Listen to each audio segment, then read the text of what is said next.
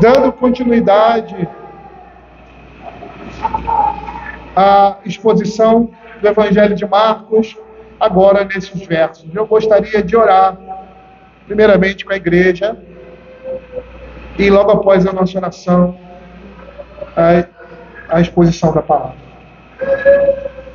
Senhor, queremos, nesse momento, te agradecer, ó Pai, porque o Senhor tem sido bondoso para conosco.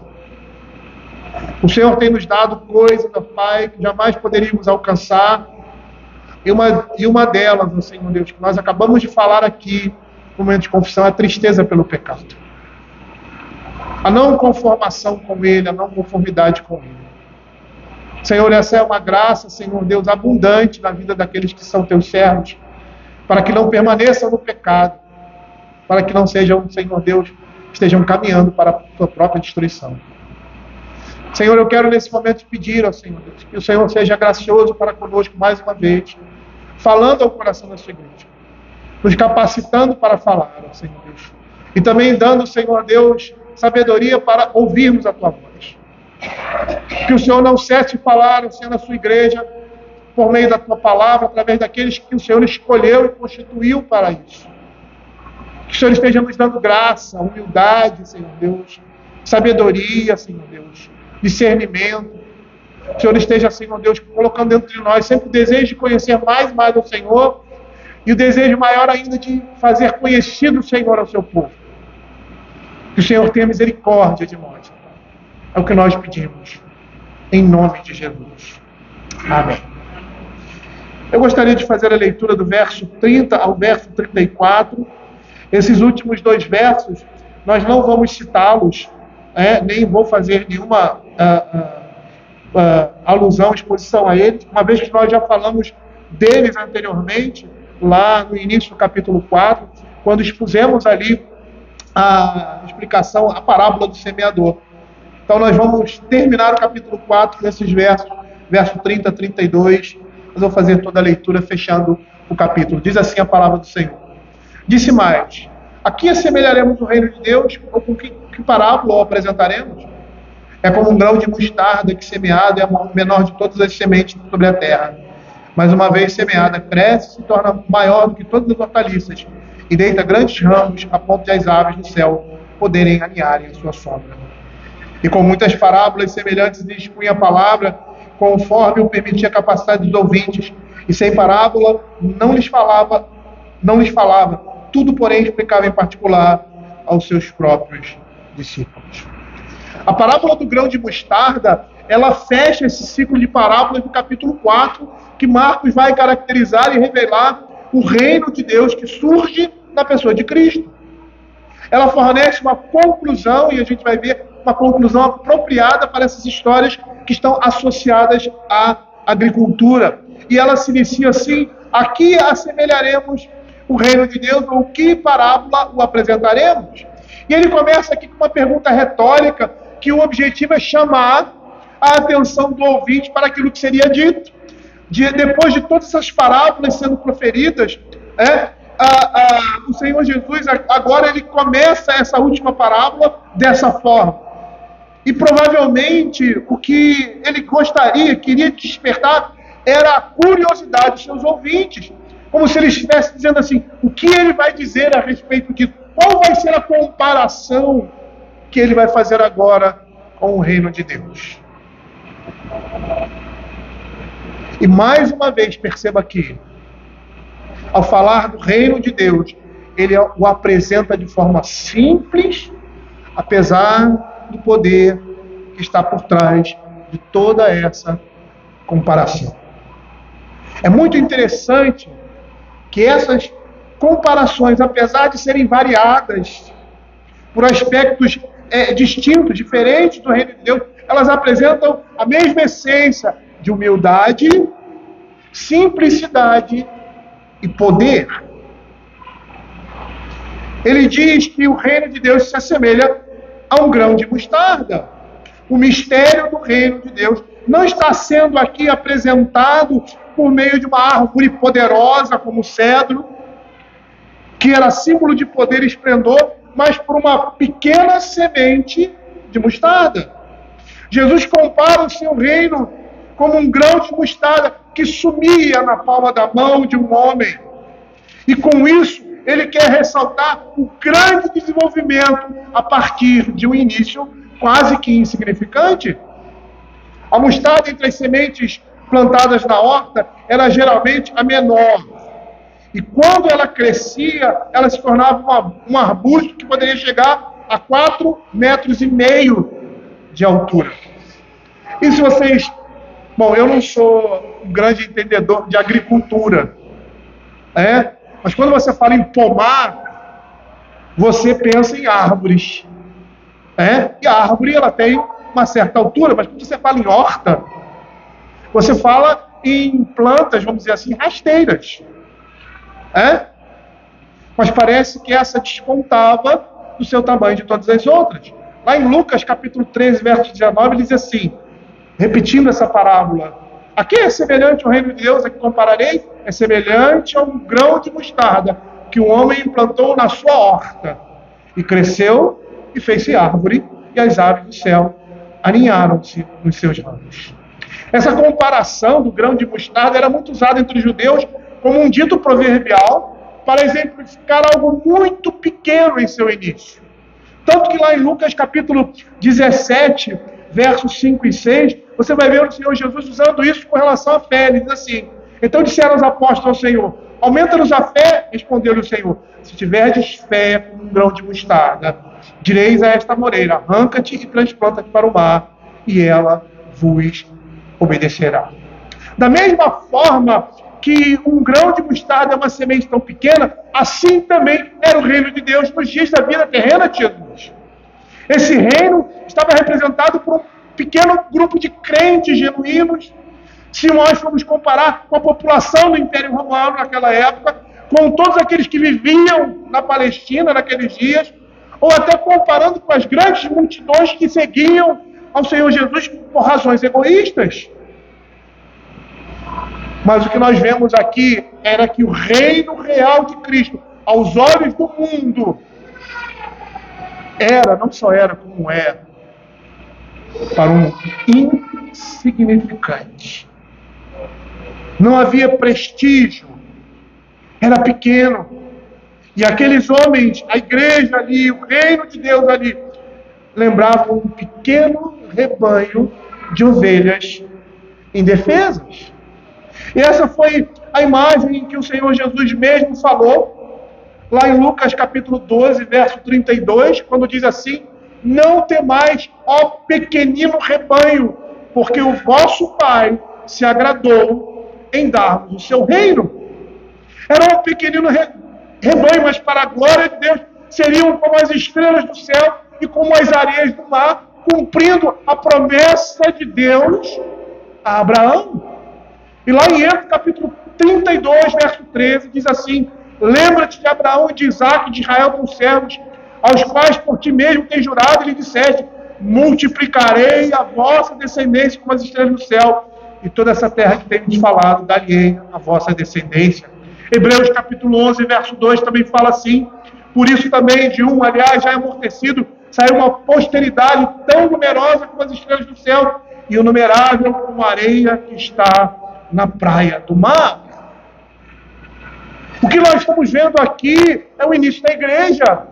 E da mesma forma que o povo de Israel, que nasce de um já amortecido e se torna uma multidão, a exemplo do povo de Israel, nós como igreja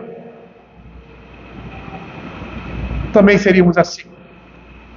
Porque seríamos a continuidade desse Israel eleito ali em Abraão. Mas perceba que esse é o princípio que você vê em toda a Escritura a respeito do Evangelho, a respeito de Cristo, a respeito do seu povo, a respeito do povo de Deus. O seu pastor era desprezado e era o mais rejeitado dentre os homens, como diz Isaías capítulo 53, verso 3. Ele fora considerado uma pedra e tornou-se, por isso, a pedra de tropeço, mas era realmente a pedra angular. E essa pedra que parecia ser insignificante,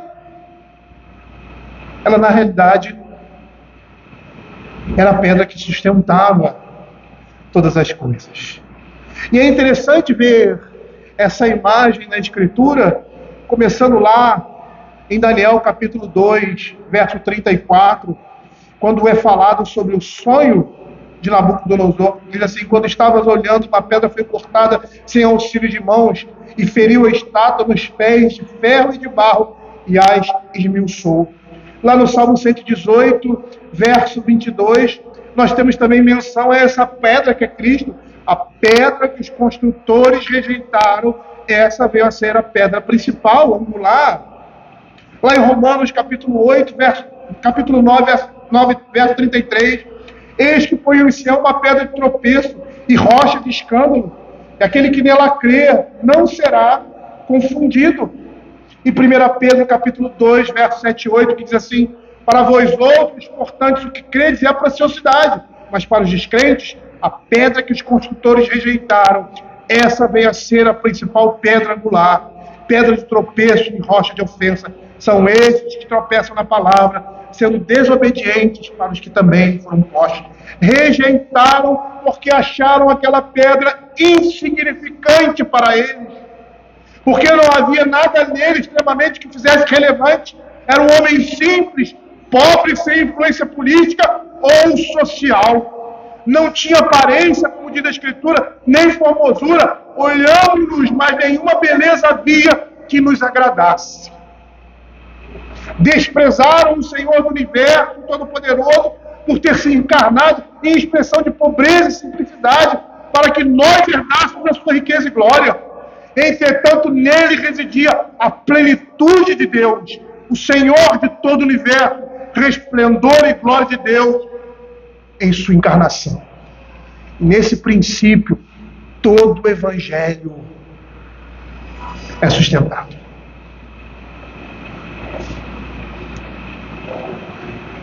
Mas continuando aqui na descrição da parábola, no verso 32, diz assim: mas uma vez semeada, cresce, se torna maior do que todas as hortaliças, e deita grandes ramos a ponto de as aves do céu poderem aninhar-se à sua sombra. Ela se assemelha a uma árvore, e de certa forma podemos considerá-la assim, o reino de Deus. Tem longos galhos que permitem que as aves façam nele seu ninho. E nos dias de hoje, na Palestina, existem ainda esse tipo de plantação, esse tipo de semente, que cresce de uma forma vigorosa ali naquela região, alcançando de 3 a 4 metros e meio. No outono, os seus galhos se tornam rígidos e muitas espécies de aves acham ali um abrigo para se proteger da tempestade e fugir do calor do sol. Da mesma maneira, o reino de Deus, uma vez estabelecido, se expande e continua se expandindo, e debaixo desse evangelho, muitos vêm se abrigar. Mas perceba aqui a ideia desse crescimento. A igreja aqui, ela está no seu início. E nós vemos esse desenvolvimento que o Senhor Jesus fala do seu reino aqui, não somente pela sua descrição, mas a olhos vistos. Se você pegar Marcos capítulo 3, verso 14, você vai ver ali que a igreja se inicia com o Cristo Jesus com 12 pessoas. Então designou os 12 para estarem com ele, para os enviar a pregar. Lá em Atos capítulo 1, verso 15, já não são mais 12, mas são 120. Naqueles dias levantou-se Pedro no meio dos irmãos, ora compunha-se a assembleia de umas 120 pessoas. Atos capítulo 2, verso 41, de 120 passa para 3.000. Então os que lhe acrescentaram a palavra foram batizados, havendo um acréscimo naquele dia de quase 3.000 pessoas. Atos capítulo 4, verso 4, passam de 3.000 para 5.000. A palavra de Deus diz assim: muitos, porém, dos que ouviram a palavra e aceitaram, subindo o número de homens a quase 5.000.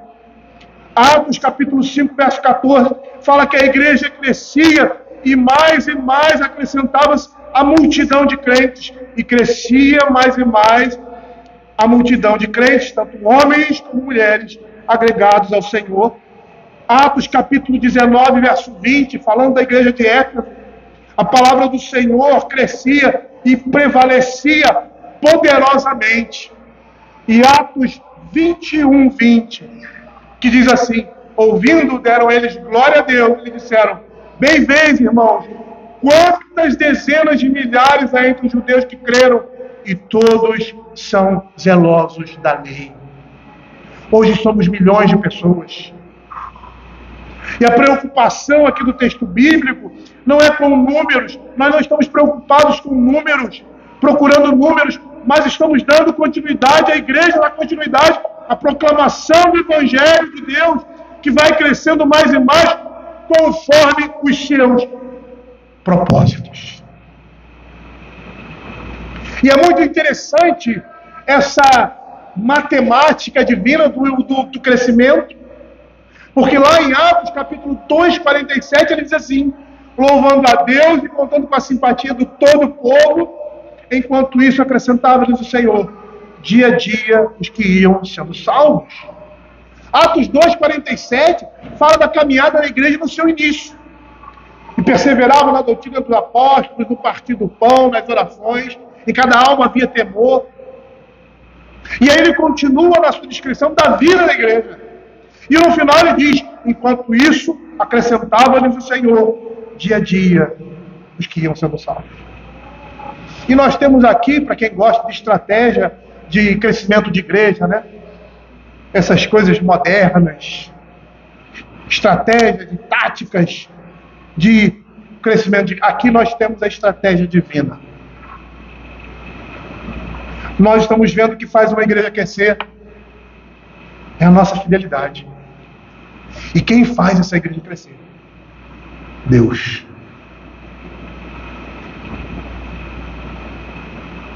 Uma igreja fiel, o Senhor vai acrescentando dia a dia os que estão sendo salvos.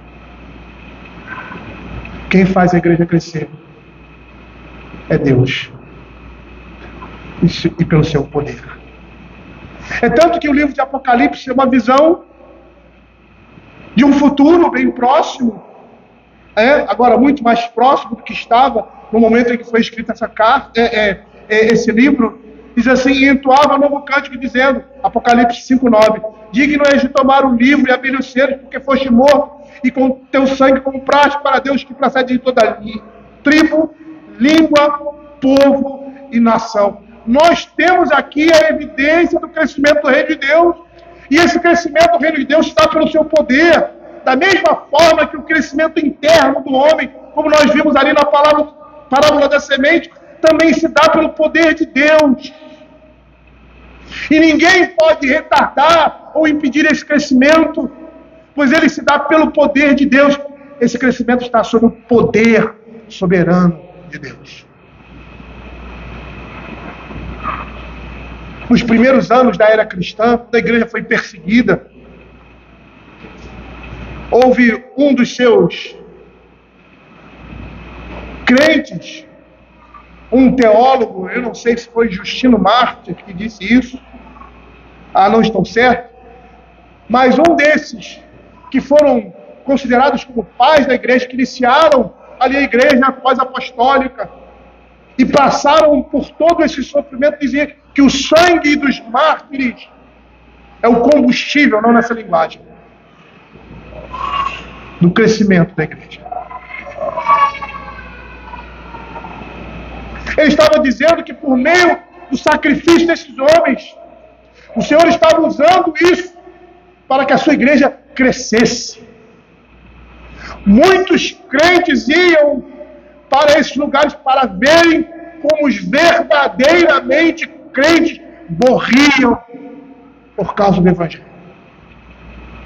Estavam ali para testemunhar, e o seu testemunho, ou seja, aquilo que eles viram, infundiram nele muito mais coragem por meio do Espírito Santo de Deus. Não se acovardaram, mas olhando o sofrimento daqueles homens, e aquilo que eles passaram por causa do Evangelho, se sentiram mais motivados para viverem uma vida de testemunho em momentos difíceis. É isso que Paulo vai falar ali aos Filipenses, que a prisão dele e as dificuldades que ele teve no Evangelho serviram para alimentar a igreja com coragem e ímpeto como exemplo, mas também serem fiéis ao Senhor diante das dificuldades. Ninguém pode retardar ou impedir o crescimento da igreja. E quando ela era mais perseguida, ela era mais oprimida, era quando ela mais crescia. Sabe por quê?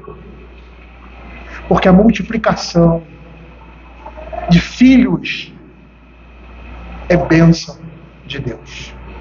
Quanto mais filhos de Deus, mais Deus está abençoando a sua igreja. E é nesse momento de dificuldades, nos momentos de provação, que o Senhor abençoa a sua igreja com crescimento. E eu gostaria de falar alguma coisa para você, meu irmão. Preste atenção nisso.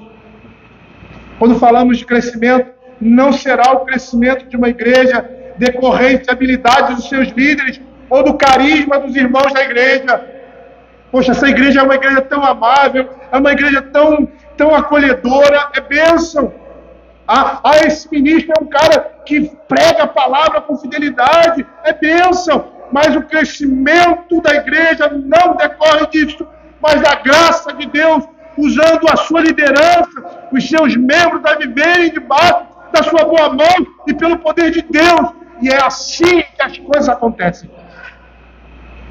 Pela vontade dele em abençoar, quando estamos andando nos seus caminhos. E o interesse disso tudo é que Deus escolhe, o interessante disso tudo é que Deus escolhe manifestar sua grandeza por intermédio de pessoas fracas, os fracos e excluídos. E a gente olhando para a história da Escritura como um todo, a gente pode perguntar assim, quem derrotou Golias e os filisteus? Foi o grande Saul ou foi um pastor de ovelhas, um jovem na época? Os 12 que foram escolhidos ali, eram pessoas da alta sociedade ou eram pessoas que não se encaixavam na sociedade como os crentes de hoje não se encaixam? Se nós formos olhar para a vida de Paulo, vamos ver o que Paulo afirma a respeito de si mesmo, lá em 2 Coríntios, capítulo 12, verso 9.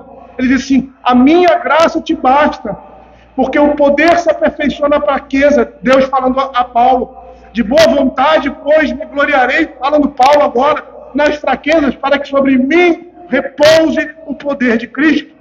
Quando nós olhamos a Escritura, nós não precisamos nos preocupar com as nossas inadequações. Nós simplesmente precisamos nos esforçar ao máximo e confiar inteiramente na graça de Deus, pois é Ele que dirige o nosso trabalho, é Ele que nos capacita mais do que seríamos capazes de fazer por nossa própria conta. Certa vez uma pessoa era presbítero de uma igreja muito simples, e estávamos conversando, eu era seminarista, e ele disse uma coisa muito interessante. Ele disse assim, aqueles a quem Deus chama, Ele capacita.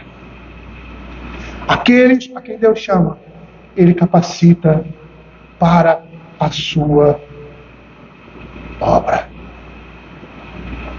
Participamos nós, eu e você, da obra do reino de Deus, mas o progresso e a grandeza desse reino estão debaixo do seu controle.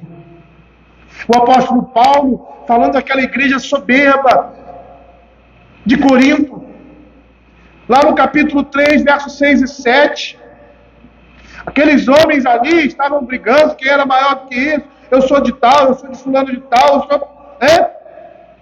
E aí Paulo, exortando e admoestando a igreja, ele diz assim, quem é Paulo, quem é Apolo? E lá no verso 6 e 7 ele diz assim, eu plantei, Apolo regou, mas o crescimento veio de Deus, de modo que nem o que planta é alguma coisa, nem o que rega, mas Deus que dá o crescimento. Paulo vai dizer que nós somos cooperadores de Deus. Ele nos usa, a mim e a você, para a sua boa obra. E nesse mesmo capítulo, no verso 9, ele diz assim: porque de Deus somos cooperadores, lavoura de Deus, edifício de Deus sois vós. Deus não precisa de nós, mas para que participemos da sua obra e glorifiquemos o seu nome. O nome daquele que nos resgatou. Ele faz com que participamos dessa obra maravilhosa, que é o crescimento e o desenvolvimento do seu reino, do reino de Deus. Veja o que ele diz aqui. Mais uma vez, semeada, cresce, se torna maior do que todas as hortaliças, e deita grandes ramos, a ponto de as aves do céu poderem aninhar-se à sua sombra.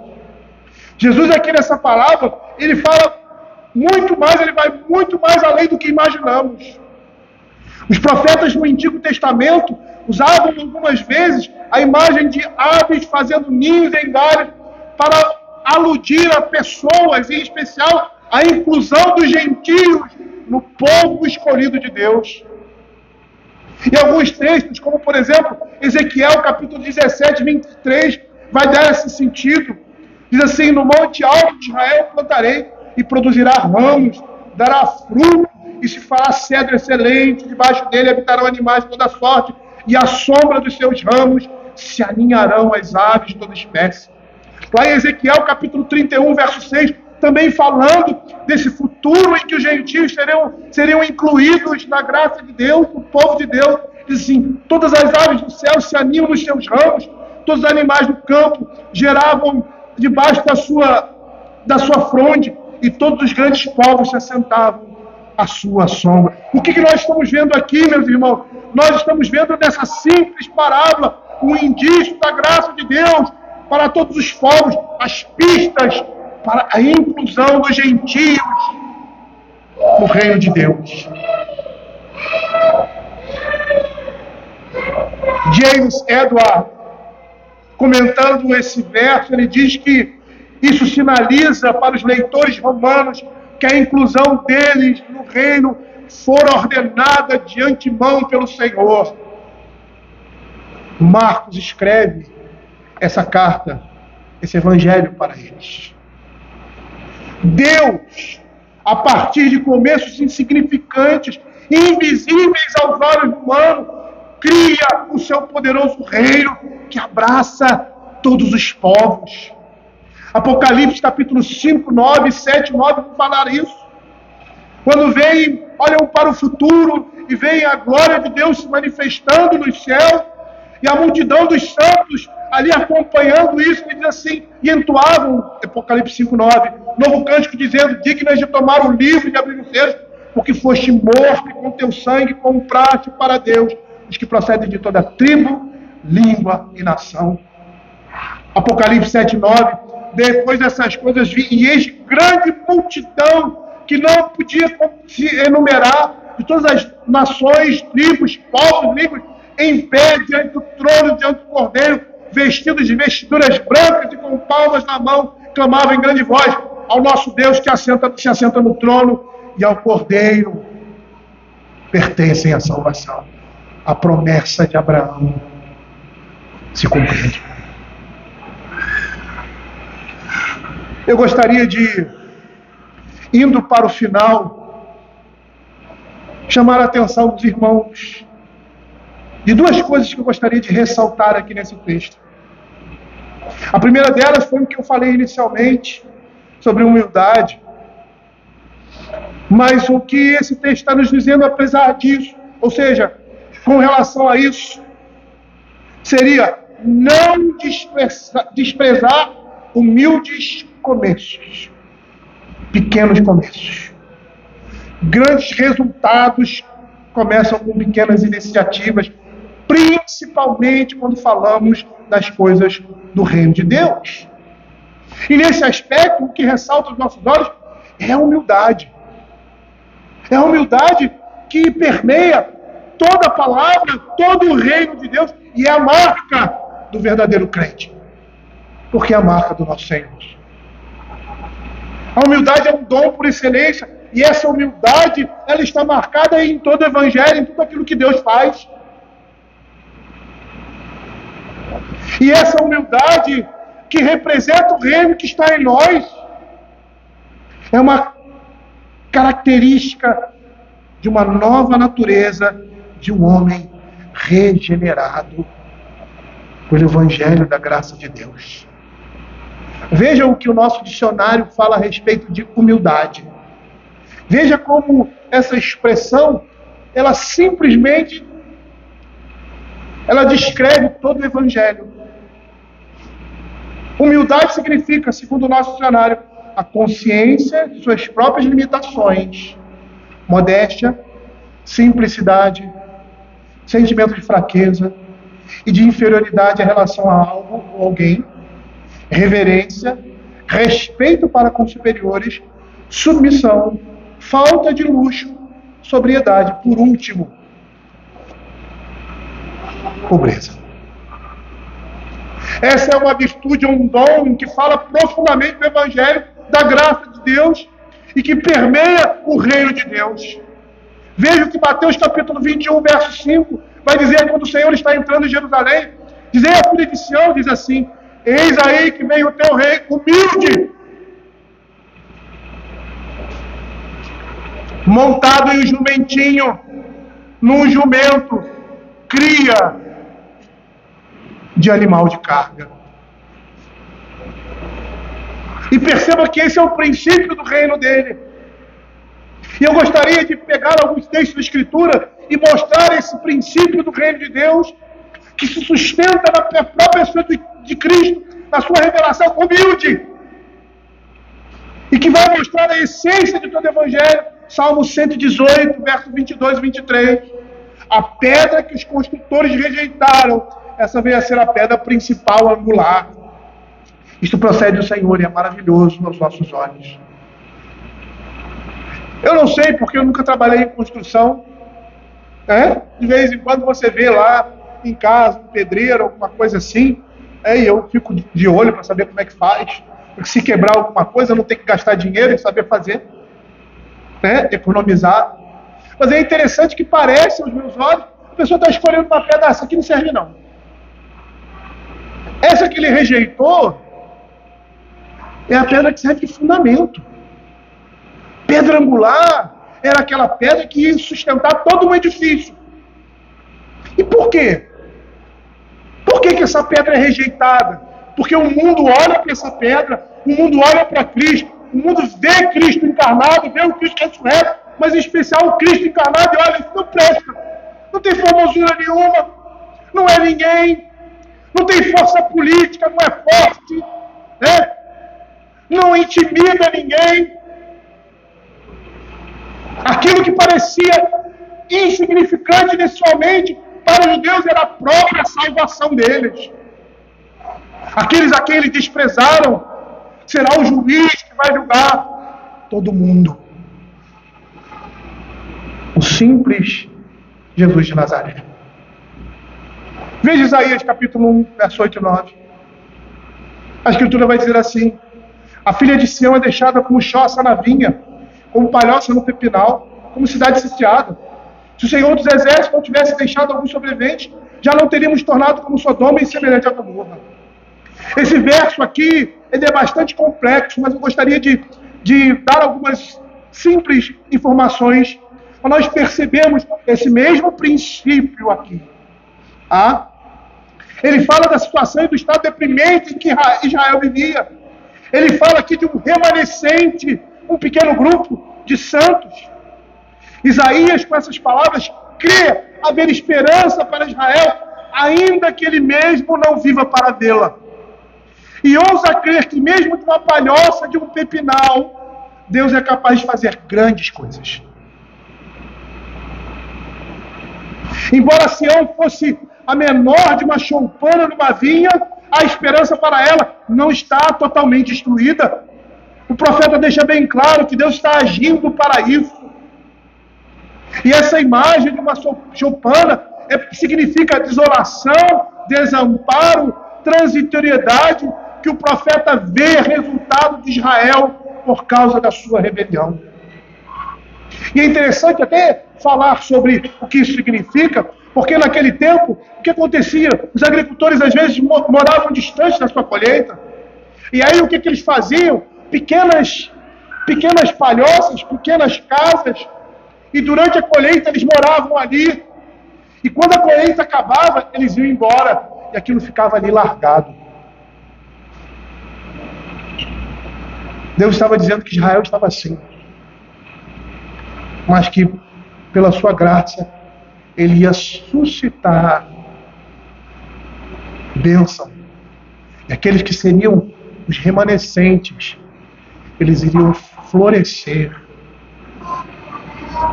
Porque o Deus da aliança não iria deixá-los como Sodoma, como Gomorra. Eles iam se multiplicar, eles iam crescer e seriam uma grande nação. Pequenos começos, grandes resultados. Veja Isaías capítulo 11, verso 1 e 10, diz assim: do tronco de Jessé sairá um rebento, e das suas raízes um renovo. Verso 10, naquele dia recorrerão as nações à raiz de Jessé, que está posta pelo estandarte dos povos, a glória lhe será morada. Perceba aqui que de um único rebento vai sair a salvação de uma nação. E o que o profeta quer mostrar aqui? Ele quer mostrar que tanto Israel como a Síria tinham caído sob juízo divino. Mas há certa diferença entre eles.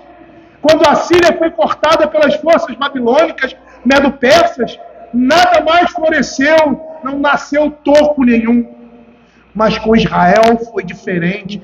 De um dos seus tocos, como se vê lá em Isaías capítulo 6, verso 3, o renovo menor se aventura a despontar. E do renovo desamparado, de Isaías 53, verso 1 e 2, surgiria a restauração dessa nação com o fim da guerra.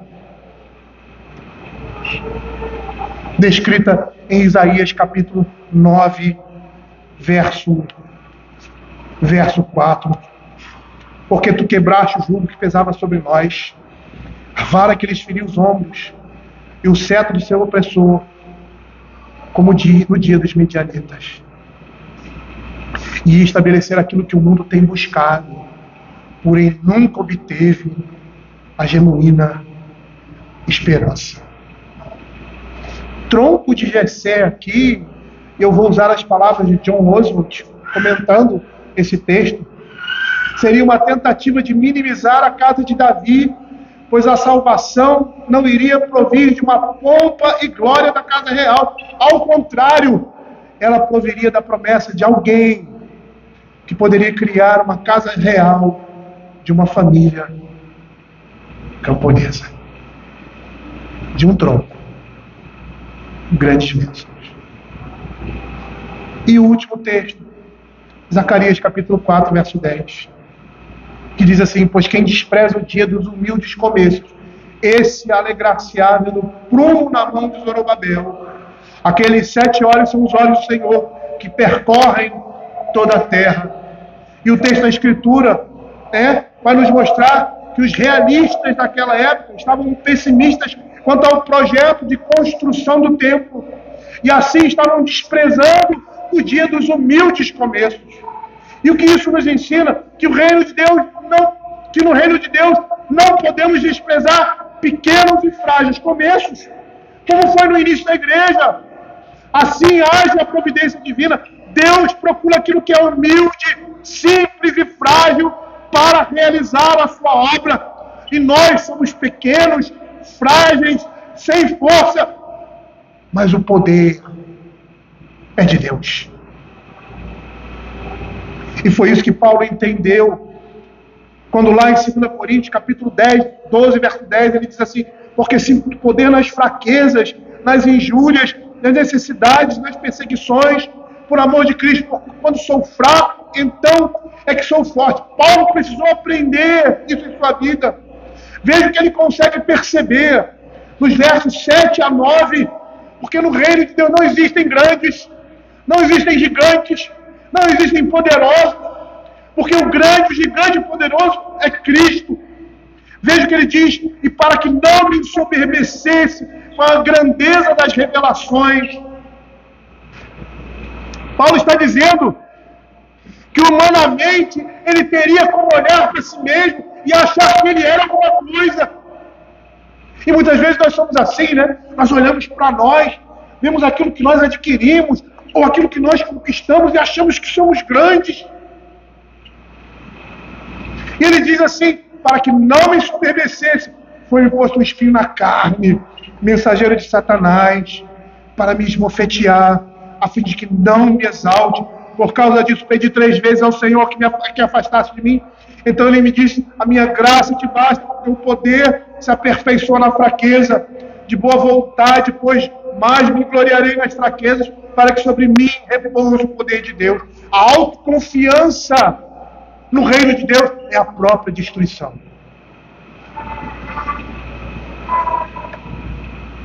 A nossa confiança não deve estar em nós, em nada que fazemos, mas exclusivamente em Deus. E o que nós estamos vendo aqui, querido, o que nós vemos na Escritura, que o reino de Deus avança. E mesmo que não consigamos perceber essa realidade, Deus está fazendo o seu reino progredir e avançar. E para isso Ele usa pessoas simples, como você e eu. Lá em 1 Coríntios, capítulo 1, versos 26 a 29, ele diz assim: irmãos, reparai, pois, na vossa vocação, visto que não foram chamados muitos sábios, segundo a carne, nem muitos poderosos, nem muitos de novo nascimento. Pelo contrário, Deus escolheu as coisas loucas do mundo para envergonhar os sábios, e escolheu as coisas fracas do mundo para envergonhar as fortes. Deus escolheu as coisas humildes do mundo e as desprezadas, e aquelas que não são, para reduzir a nada as que são, a fim de que ninguém se vanglorie na presença de Deus.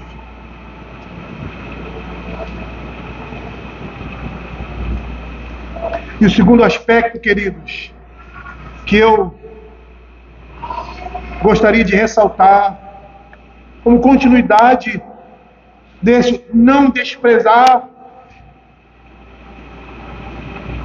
humilde de pequenos começos, principalmente quando essas coisas estão relacionadas ao reino de Deus tão somente.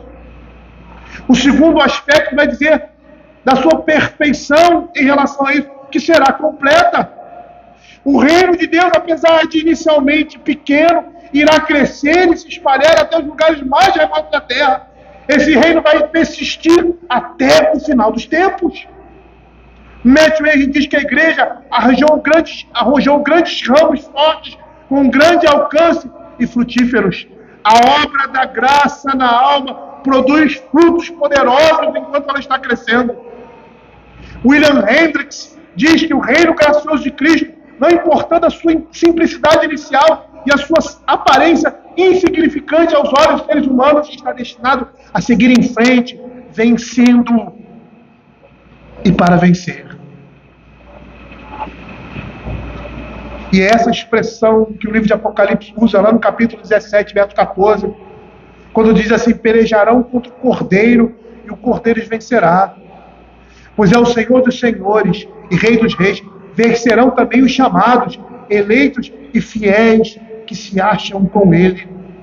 Lá em Apocalipse capítulo 6, verso 1 e 2, ele diz assim: quando viu o Cordeiro abrir um dos 7 estelos, ouviu um dos 4 seres viventes dizendo, como se fosse a voz de um trovão: vem. Vi então, e eis um cavalo branco, e o seu cavaleiro com arco, foi-lhe dado uma coroa, e ele saiu vencendo e para vencer. O reino de Deus, queridos, será estabelecido cada vez mais amplamente e firmemente nesse mundo. E isso acontece porque ele é o reino de Deus. O Senhor Jesus, quando perguntou aos discípulos quem ele era, e Pedro deu a resposta a ele, e naquele mesmo momento ele diz assim: também eu te digo que tu és Pedro, e sobre esta pedra, ou seja, sobre essa declaração que Jesus é o Filho de Deus, edificarei a minha igreja, e as portas do inferno não prevalecerão sobre ela. A Igreja Católica diz que essa é uma indicação de Pedro, mas conhecendo toda a Escritura de uma maneira geral e o próprio texto, a igreja de Cristo jamais poderia se sustentar na pessoa de homens. Porque Ele é a pedra fundamental. É na sua declaração, no reconhecimento de quem Ele é, que a igreja está sustentada. William Hendricks acrescenta uma conclusão interessante sobre esse aspecto do reino de Deus. Ele diz que está implícito em tudo ele diz que implícito em tudo nisso tudo há implícito uma importante lição. Abençoada é a pessoa que participa ativamente na promoção do crescimento do reino de Deus. E ele sempre começando em casa. Marcos capítulo 5, ele usa Marcos capítulo 5, verso 19 para isso. E esse é o princípio, é começar em casa. São os pequenos começos. Foi de uma pequena família, uma família em formação que surgiu a igreja. No Velho Testamento. É de um pequeno grupo, é de uma pequena família que surge a igreja no Novo Testamento. Ele diz assim, Jesus, porém, não lhe permitiu, mas ordenou-lhe, vai para a tua casa, para os teus, anuncia-lhes tudo o que o Senhor te fez, e como teve compaixão de ti. Como muitas vezes nós desprezamos isso.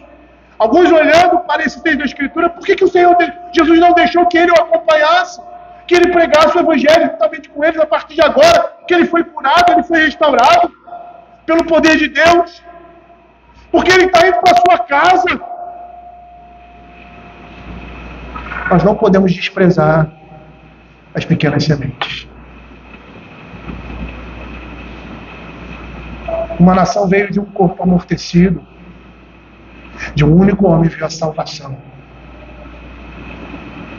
para toda a igreja. Mas William Hendricks diz isso e diz também que não devemos esquecer o mundo. E aí ele cita Mateus capítulo 16, verso 15. E disse-lhes, ide por todo mundo e pregai o Evangelho a toda criatura. Eu gostaria de terminar, queridos, diante de tudo que eu falei, fazer uma pequena aplicação. Em primeiro lugar, não desprezar pequenos começos. Perceba que o princípio do Evangelho está baseado na pessoa de Cristo, a humildade, a simplicidade, a santidade. Lembra daquela viúva? Deu 2 moedas. 2 moedas. O Senhor não desprezou aquilo. Eu vou contar uma experiência minha. Quando estávamos no seminário e passávamos muitas dificuldades. Muita gente não sabia o que a gente estava vivenciando ali. Alguns familiares que eram mais próximos sabiam. E tinha uma senhora, às vezes sabiam das dificuldades, mas não sabia o grau dessa dificuldade. E uma senhora, o nome dela era Dona Elce, acho que ela é já falecida, se eu não me engano. Ela mandava R$10 para mim, todo mês. E ela falava para minha mãe, como é que está o Aurélio, como é que está a Simone? Ela conheceu a gente desde pequeno. E ela ficava com vergonha de mandar R$10 para mim. E um dia minha mãe falou isso. Eu digo, mamãe, diga para ela que o dinheiro que ela tem dado tem sido muito bem servido. E apesar de pensar que é um pequeno valor, ela tem nos abençoado com esses R$10. Pequenas ações e atitudes no reino de Deus serão tidas como grandes realizações diante do Senhor. É uma palavra de conforto. É uma simples pregação, um testemunho que você faz ali com um colega rapidamente a respeito de Cristo. Pode ser transformador na vida de uma pessoa, porque é o poder de Deus que move o coração dos homens. Uma simples e sincera oração pode transformar uma situação.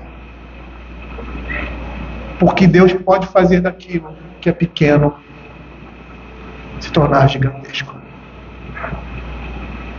Veja que Mateus capítulo 25, 44 vai dizer: Senhor, quando que nós te vimos com fome, com sede, nu, e te vestimos? Quando você fez isso para um irmãozinho seu, por um irmão em Cristo, por um crente, por alguém que estava passando necessidade, você foi lá e ajudou. Você estava ajudando a mim. Porque ele diz: porque eu estive preso, com fome, nu. Uma simples atitude pode ter grandes resultados, terá grandes resultados no reino de Deus. Não despreze essas coisas. Tanto na sua vida cristã, as suas ações como resposta à ação de Deus por meio da sua palavra em sua vida, quanto aquilo que você pode fazer por alguém por causa do reino de Deus. E o segundo aspecto, nós falamos aqui, que a perfeição disso, ou seja, disso que se tornou pequeno, será completo. E esse é o princípio. Aquele que começou boa obra, iniciou uma obra no coração dos outros, ele vai terminar. E apesar de começar humilde, o reino de Deus torna-se grande, porque é o reino de Deus. Deus recebe com alegria e recompensa pequenas ações que representam um profundo temor a Deus em nosso coração. E são essas coisas que o Senhor valoriza, que o Senhor vê, porque esse é o princípio do seu reino. É o princípio do reino que Ele estabeleceu na pessoa de Cristo Jesus, e que nós agora fazemos parte dele. Eu me lembro quando nós começamos ali na casa da Dona Lourdes. Era eu, seu Emir e Dona Ellen. Foi um começo tão incipiente que nem Simone nos acompanhava pela precariedade. Ela ficava lá com as crianças na igreja de Icaraí. E nós começamos aquele trabalho, era terça-feira, dia de semana, acho que quarta. Iniciamos na semana, depois que fomos para o domingo. E aí, quando iniciamos no domingo, era eu, Simone, as crianças, Dona Ellen e o seu Emílio. 4 pessoas. Contando com a Dona Lourdes. E com as pessoas que estavam ali na casa dela, que ela obrigava, alguns crentes, outros não, mas que ela obrigava no bom sentido a estar ali. E as pessoas ouviam. E eu me lembro de um rapaz que trabalhou ali e disse assim: pastor, eu estava afastado, eu sou da Assembleia de Deus. Eu vou ficar aqui uns 2 ou 3 meses a mais, mas quando eu voltar para minha família, eu vou voltar para a igreja. E hoje nós somos uma igreja com 100 pessoas, 80 pessoas, 2, 3. E essa igreja aqui pode não durar. Nós não temos um lugar, né? Me parece que a igreja, ela se sente mais, vamos dizer assim, segura quando você tem um lugar próprio. Nós não temos um lugar próprio. Mas eu sei que esse trabalho aqui não é nosso, é do Senhor. E vamos dizer que há um problema e nós não podemos mais continuar como igreja. Serão 100 pessoas que irão sair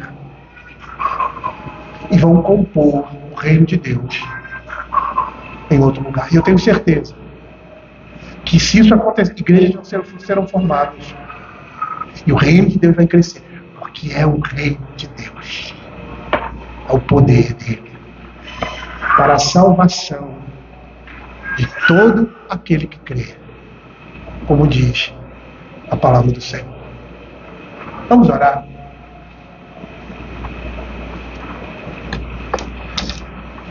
Ó Deus gracioso, maravilhoso, Pai,